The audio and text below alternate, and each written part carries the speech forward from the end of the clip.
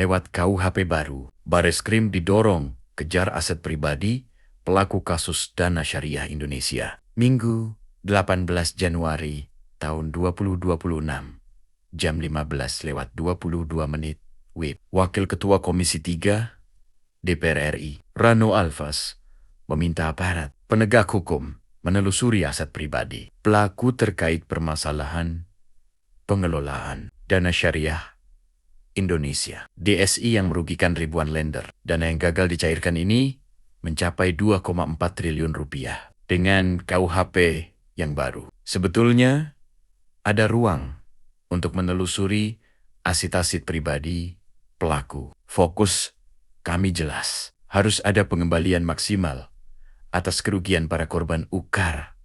Rano Alfas. Dalam keterangannya, Jakarta, Minggu 18 Januari tahun 2026. Rano menilai, dalam banyak kasus penipuan investasi, pelaku memang dipidana, tetapi aset yang disita tidak cukup untuk mengembalikan kerugian korban. Akibatnya, korban tetap menanggung kerugian, sementara modus serupa terus berulang. Percuma kalau pelaku dipenjara, tapi uang korban tidak kembali. Ini yang membuat penipuan berkedok investasi terus-terusan terjadi, katanya. Menurut Rano, indikasi penipuan sangat kuat dalam kasus dana syariah Indonesia. Pola penghimpunan dana, penggunaan sarana digital, serta janji keuntungan tinggi yang tidak terrealisasi menunjukkan adanya indikasi penipuan dan kejahatan keuangan berbasis digital. Jadi kasus ini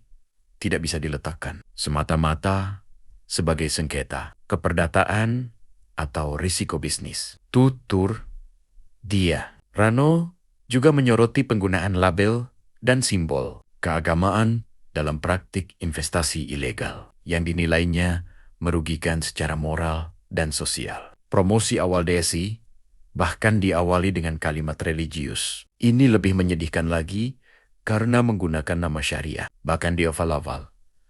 Promosinya didahului dengan kalimat religius seperti Bismillahirrohmanirrohim. Ini jelas menipu kepercayaan masyarakat, kata dia. Ia menekankan peran otoritas jasa keuangan OJK dalam pengawasan dan pemberian izin. Pengawasan, menurut Rano, tidak boleh hanya dilakukan setelah kasus viral di masyarakat. OJK harus memberikan gambaran yang jelas. Peran pengawasan ini penting. Jangan sampai pengawasan baru dilakukan setelah kasusnya ramai di publik, ucap dia. Rano mendorong PPATK dan Polri untuk mengoptimalkan penelusuran aset pribadi pelaku. Sebagai dasar Bareskrim melakukan tindakan hukum, PPATK bisa menggambarkan aliran uang, Bareskrim menjalankan fungsi penindakan. Kalau semua berjalan maksimal, insya Allah hasilnya juga maksimal.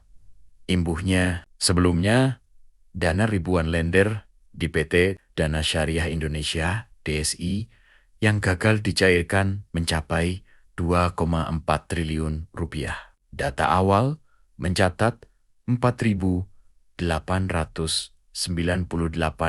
lender dengan total dana 1,4 triliun rupiah. Direktur Tindak Pidana Ekonomi dan Khusus Dirtipideksus Bareskrim Mabes Polri, Brigjen Pol Ade Sofri Simanjuntak, mengatakan penyidik telah mengidentifikasi kerugian ribuan lender DSI sebesar 2,4 triliun rupiah. Dan angka ini bisa bertambah seiring proses hukum berjalan. Sementara ini, yang teridentifikasi sebesar 2,4 triliun rupiah dan tidak menutup kemungkinan bisa bertambah lagi, kata Ade, Jakarta. Dikutip Jumat 16 Januari tahun 2026. Adi mengungkapkan terdapat 4 laporan dengan 3 terlapor dalam dugaan kasus fraud DSI dan semuanya masih dalam proses pencarian serta pengumpulan alat bukti. Dari laporan itu, 99 lender telah teridentifikasi sebagai korban. Setidaknya ada 1.500 lender yang kemudian kita tengarai adalah korban dari hasil pemeriksaan OJK periode 2021 hingga 2025. Ujar Ade. Saat ini, penyidik Mabes Polri telah menaikkan status kasus DSI ke penyidikan. Dari pemeriksaan awal, ditemukan modus penciptaan borrower fiktif maupun asli dengan proyek fiktif.